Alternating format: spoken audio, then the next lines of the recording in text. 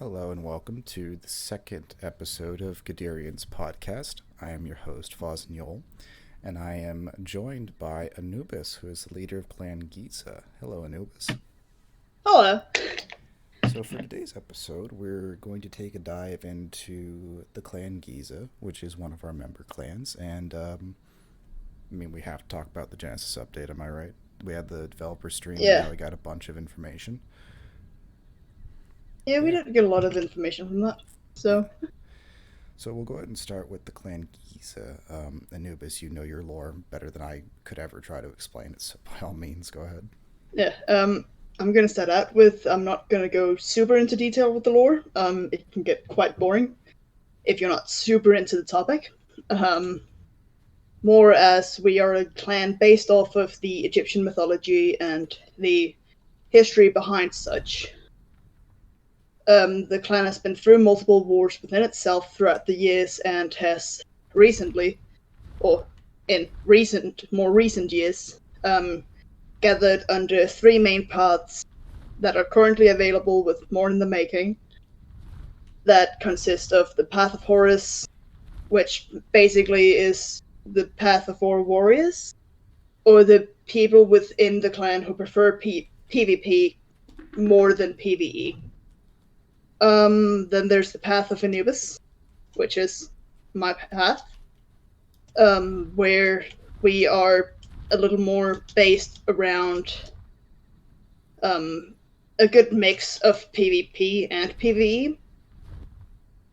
We enjoy both parts. It's more like, okay, sometimes I want to just go out and murder. Sometimes I want to just stay home and chill. And then, because I personally had a lot of friends who were very interested more in the PvE part of the Day of Dragons itself, we made the path of Ma'ad, which is the goddess of peace and all things good. So the path of Ma'ad is basically for the players who prefer PvE over PvP. A Nice. little of something we have in the making is the path of Sabak. This all depends on how much water is actually going to be in the new map, because we don't know Wasn't whether there this. an Egyptian game named after Sabak? I There was a festival. My memory might be Um, fading, but I remember yeah, there was something along a those lines festi- was. festival which would be held every time there was a rain season, where it would also mean that there'd be a lot of crocodiles around that you could hunt and kill. Oh, Um, Daughters and sons of Sebek. While Sebek isn't a evil god, he is a god I'm of gonna water and crocodiles. I'm gonna So be very disappointed if you guys don't name part of your territory the Valley of the Kings. that all depends on how things look. Right now, we do have stuff planned. Um, One of those also being I'm gonna try my hardest to at least name something after Horus. More for the fact that I really want to make fun of Horus, because that's fun. Yeah. Well, and I like how your paths are literally just a straight mood shift. Yeah. Yeah. So actually, let's use that the PvE and the PvP thing to actually kind of segue into the Genesis update because we actually got something mentioned in there for the servers to choose between, which is they can either be a PvE server or a PvP server. Now, Yeah. that almost certainly is going to be a setting that the hosts can hit, so that'll be something that I can enable or not. But Yeah. I would imagine Gaderian will stay PvP, but regulated. What's your thought on Yeah. that?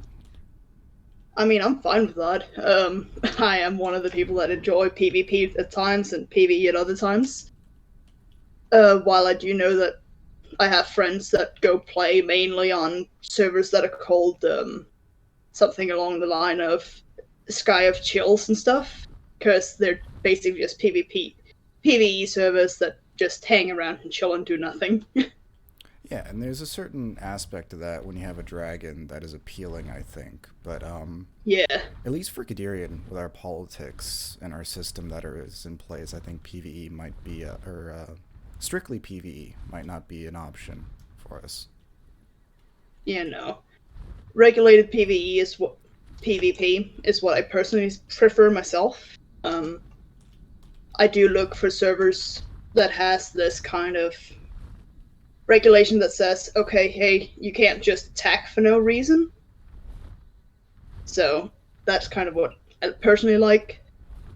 Yeah. Um, while others enjoy the whole KOS aspect of things. Yeah, KOS, it depends on the mechanics of the game, I think, too. Because Yeah. in this one, I think it's personally because the models don't look that threatening. People don't think, oh, this dragon could possibly kill me. It's like, they actually want to eat you. But let me go ahead and list off some of the notes that our chair dragon was kind enough to compile on the live stream, because I unfortunately was not able to see it, but I know you were able to watch it. Yeah. So the first one is that we have alpha dragon sounds coming that are going to be different between the hatchling, the teens, and the adults. Followed up by that, there are the two types of servers which we just talked about. The PvE option might be a good idea for our ceasefire. That just came into my head. There's a new server screen which was leaked to the Patreon. Stat cards. Oh, this is going to be interesting. So there will be a stat card on the server screen when you first log in to see what the stats of the dragon are, or would it be the species? I don't quite know what that note means, but there will be a stat card to see it. I think one of the most important things that we've seen here is actually that there will be different temperatures and climates in the game, which says to me that there will be different kind of buffs and debuffs depending on what species you choose. Jo actually mentioned something compared to that. Whereas if you're a flamestalker, you'd prefer to nest in the volcanic biome compared to the ice biome, because your egg wouldn't need as much tending to. So it almost sounds like you need to keep. It almost sounds like he's trying to implement a core temperature for the egg, whereas of course a drake can set itself on fire. So not the drake, the fire wyvern can set itself on fire. So you need an internal temperature to be pretty high. But moving. Go ahead. Sorry. Whereas the flamestalker, because of its thermal vision, would also need a decently hot place to incubate to have that thing activate, from what Jo explained. Well, then the ice wyverns almost sounds like you want to keep it as freaking cold as possible. Yes. You don't want no melty eggs. Yeah, and then also with these species, we're going to be allowed to save one dragon per species per server, which I am actually surprised they're going to implement, because that sounds like a mechanism that can be exploited, but I know that he's also concerned about that, so we'll probably see him counteracted somehow. There's also going to be 256 skins for dragons at max. That is absolutely insane. Yeah, what actually came from this was someone actually asked how many skins are going to be, and is there going to be, and Jaos answered with, well, it's going to be so that the way he has coded it, at most 256 skins are going to be possible. Well, and it might just be without causing lag per species. Well, and that sounds like 256 and like 64 and stuff are important numbers for some of these programming languages, because if you know in Minecraft there's a 64 limit stack and stuff like that. Yeah. So it sounds like it's kind of along the same sort of parameters. Yeah, which is also what we kind of expect, considering that they're really putting a lot of effort into this game, so they want to make sure that there's not too much lag and that most computers should be able to run it. Yeah, I mean, right now the game is very, very easy to run, even on a very old graphics card. So yeah, I mean, my old 2010 laptop can run the game. Yeah, most of the issue is probably going to come from the actual engine that it's running on. So, yeah. Another thing that made me super happy seeing was that our Kickstarter and Patreon skins will be in. I am going to enjoy that red skin to no end. Oh, yes, big time. And, I'm going to be running around on most of the time. Yeah, and he also said there's also something in here about the player limits, because I see some servers still currently have a 250 player cap, We have ours Yes. at like 75 right now, just because the It read game as doesn't have a 100 whole when lot I of activity. joined, so I don't know. It might be that my changes haven't applied yet, but Yeah. let's see. I wonder. Oh, and we got a time frame for it as well, being late summer, early fall. So it's actually pretty Yeah. consistent with what they've been saying for the past Yeah. month or so. Um, Late summer, early fall is if everything runs without any hiccups for the next couple months, yep. from what Jo said, because they had a setback with the asset spitter, something with the animations not quite fitting with the rig. I remember that, and a lot of the criticisms actually came through with the back leg because I can't remember what the bone's called, but it's Yeah, like if you the look at a cat, humorous. or if yes, I think that's it. But Yeah. when a cat walks, that actually moves a lot more, and I don't think that they rigged it to move. So I think they might be fixing that as well. Yeah, what Vitalia and Bat Parrot personally has said in the official Discord, when asked what they were using for inspiration to animate, especially the acid spitter, because I asked for that, they said they had some wolf, some panther, a little bit of everything in there. Um, so we don't Well, and quite their know. legs are structured very similarly. Yeah, So which is and a nice thing about the mammal. yeah, well, and something that I'm also looking forward to is this server UI for admins, because oh my god. um, Yes. I think you've heard of this before, but there's currently a bug with showing tags where someone will just pop up as unknown, and there's essentially nothing that admins can do if they're breaking the rules because we don't actually know who it Yeah. is. So Yeah. that's going to be really helpful. I hope that comes in when we're making the groups and stuff as well with the clan system. Yeah. The same. Because right now, especially with our names, because we have the clan designations in them, um, it's can be very cumbersome to type them all out. Especially if someone dies and you have to reinvite them. That's always a pain. Yeah. But yeah, we're gonna That's going to be see. nice about the perma clans Yep, or perma groups. yep. There won't be a gore system in this update. I don't really think that's a big deal at the moment. No. The But acid when he was asked spitter, about it, he did say maybe later on, right? depending on how PG it could be made. So, And that's fair. They don't want to have to deal with the ESRB and all of that. yeah. Then there's just some basic things in here about the acid spitter as well. They're going to have a ridiculously high armor count on them. Yes. A decaying bites, which to me sounds just like poison if they bite you. Okay. So to explain that, it's if the acid spitter bites or spits, say, a Inferno Ravager or the Fire Wyvern, they can reduce the amount of resistance that dragon has to its own element. So essentially, a Inferno Ravager would be able to burn itself to death if hit enough times by an acid spitter. So that's a permanent like debuff that you get when it bites you. Yes, and from what Jao has said, it was more about you can only really get rid of it if you sleep to regain your armor, and then I think he was talking about if you swam, it would be able to go off as well. Okay, so at least there's a way to regain it, because I was going to say it was just a straight on debuff. Ouch. Don't set yourself on fire. I mean, that could you imagine just the utter irony if that happened? I'm supposed to be able to burn. Well, too bad. You I were bit mean, by an acid spitter. you technically burned, just not in the way that you wanted. Yeah. So we're looking to see 2, maybe 3 biomes in the Genesis update. He did say that we're expecting the ice biome when the ice wyvern is done. I think that's a very good idea on their part. Yeah. It wouldn't really make sense to have it unless you had a dragon that has that as the ideal temperate climate for itself. Right.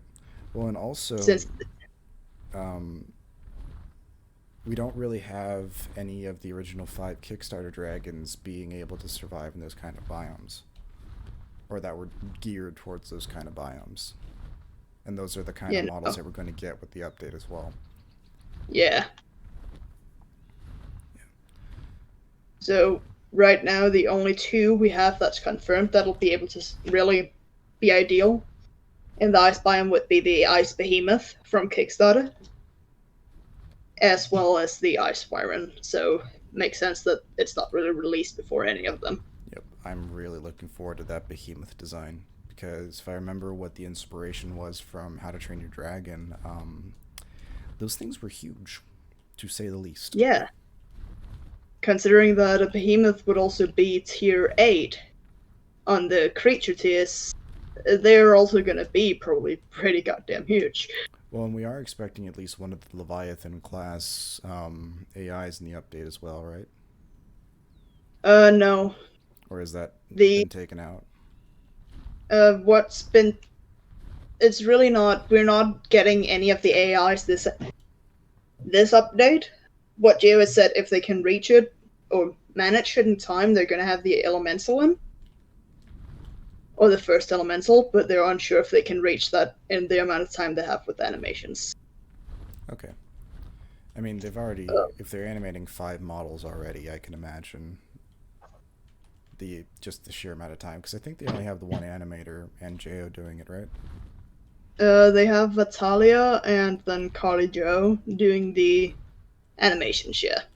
Yeah, 2 people doing those kind of animations. I mean, if you just look at the ones on the model right now, too, they don't, they don't, they're not easy, Yeah, no. because each has its own Nothing with skeleton. yeah. Wait, let's see here. I need to see if this was mentioned in the live stream before I run my mouth about Patreon stuff. If you're No, referring it to the wasn't. changes on the plasma, we have yet to see any news about that. Oh no, that's not it. Hmm. It was more concerning the rigs, because something was mentioned on Patreon. Ooh, something I really want to talk about for the Patreon is this Dragonborn tier they're expected to release, Yes. where essentially you can have your dragon's bloodline slash ancestry literally incorporated into the game, and this is meant to be Yes. kind of a nod towards future NPC interactions. Yes. So, I'm just gonna say a bit of what Geo has said in Patreon chat, because that's already been shared around By in all the official means. Discord. That he plans on possibly doing deep lore in single player, but also a bit more that you'll have an NPC possibly. He hasn't confirmed any NPCs, but considering he hinted at quests in the last live stream, um, we have a pretty strong idea that there will most likely end up being NPCs.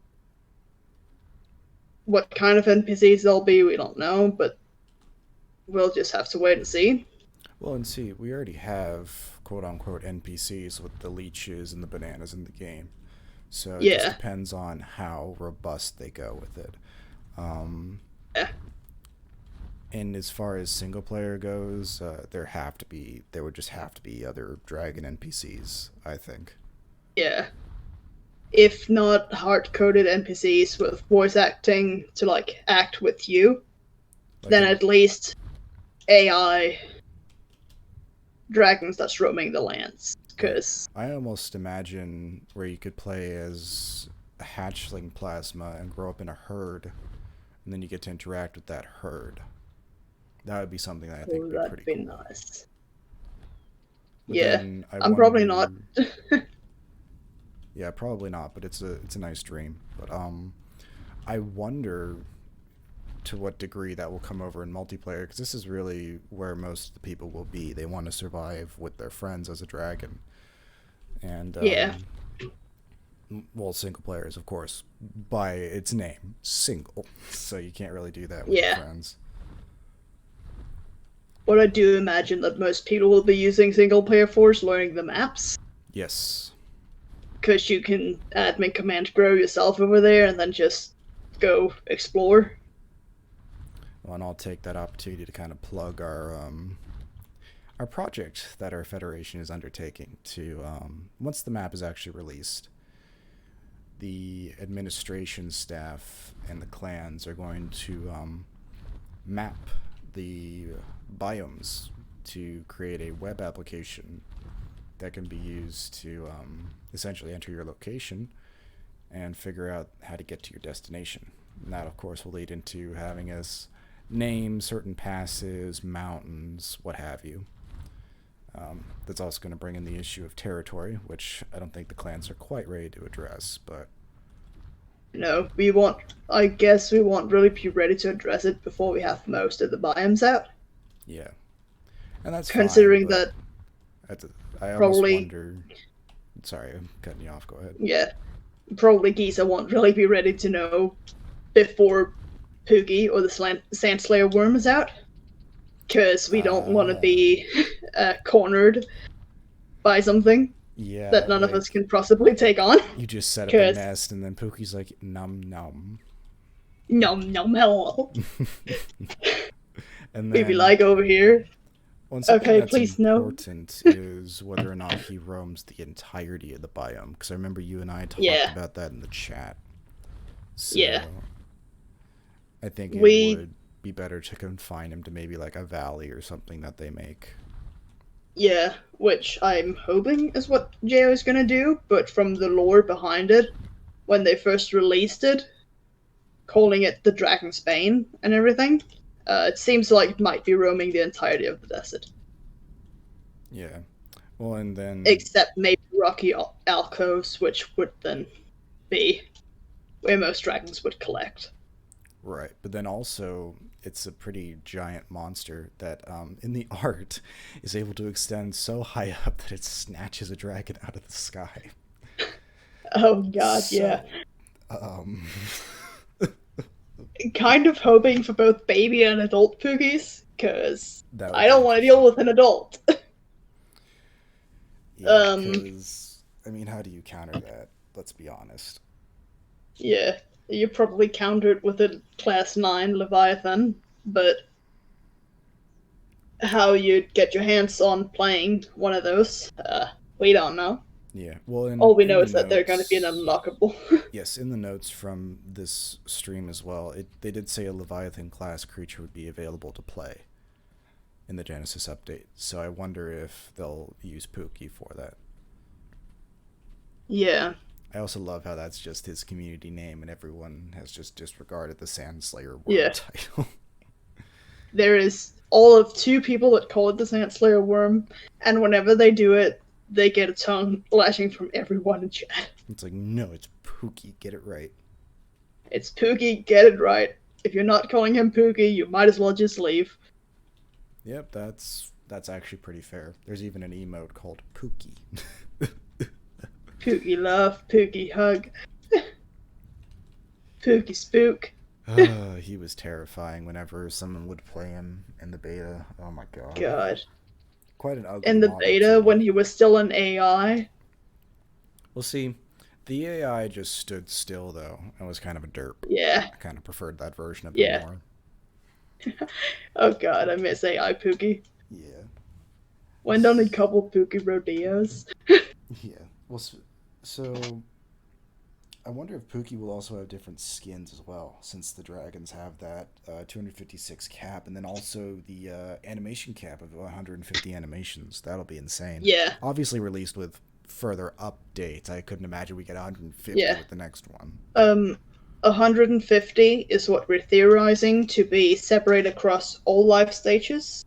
So hatchling, juvenile, adult, and alpha. So, mostly because... So babies would have different emote abilities than adults? Yeah.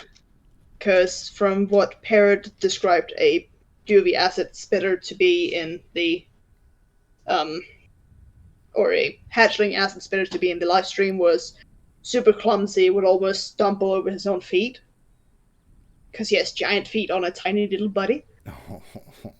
So kind of like a puppy. Yeah, when they have to grow into their Super big clumsy. paws. My puppy was like Yeah, that too. He couldn't quite. He struggled sometimes when he had to walk. So. yeah. And then we had, and then she described it as they get less and less clumsy as they grow. Yep, that's kind of the same with human babies and puppies as well. Yeah. So. So I imagine that they'll, or we imagine it'll be separated across all four life stages due to that whole thing. Because I imagine that an adult, due to its pretty large feet, would still stumble once in a while. Maybe not as often as a juvenile or a hatchling, but Yep. Well, and then also something that's important when you bring up a hatchling is it kind of already happens now when we find a hatchling on the server and we raise them. There's kind of like a bonding that goes on with it. And there's actually a hint here of a bonding mechanic for clanmates when that feature is yes. released in Genesis. Yes. Okay. So the whole thing is actually that a You're ready to female can talk only. about this as soon as you said the Yes. okay, Okay. we're doing this. So what Jao said is that a female can only produce so many hatchlings at a time, while a male can technically go around and just go jilly around with 50 different females if you wanted to. Pretty much how nature Um, works now. yeah. So he's planning on adding this whole mechanic that if you stay loyal to one female for a longer time, you might get stronger babies, or you might get a bonus in how many babies you can get at a time. And So that's valuable for different species because um, I remember the first intention with the plasma was that they were meant to be kind of a herd driven dragon because they're glass cannons. So the increase in the number of offspring seems to make more sense for them, whereas maybe a wyvern, which is bigger and more robust, would go for the stronger of the hatchlings with fewer offspring. yeah, and then there's of course the whole thing with each species has their own like max cap for how much stats can be and stuff. Yep. Or how much how I can't speak how high stats they can have. Whereas what I believe described it as during the live stream, and he showed off the new server spawn UI, was this whole thing with, oh, you can spawn on, you see the average stats you can spawn within here, and then you spawn as something within that range. Right. Well, and then Which he didn't also, describe it all too well, but yep. And as far as stats go, he said you don't just keep growing to the alpha size, which you already hinted at before the live stream.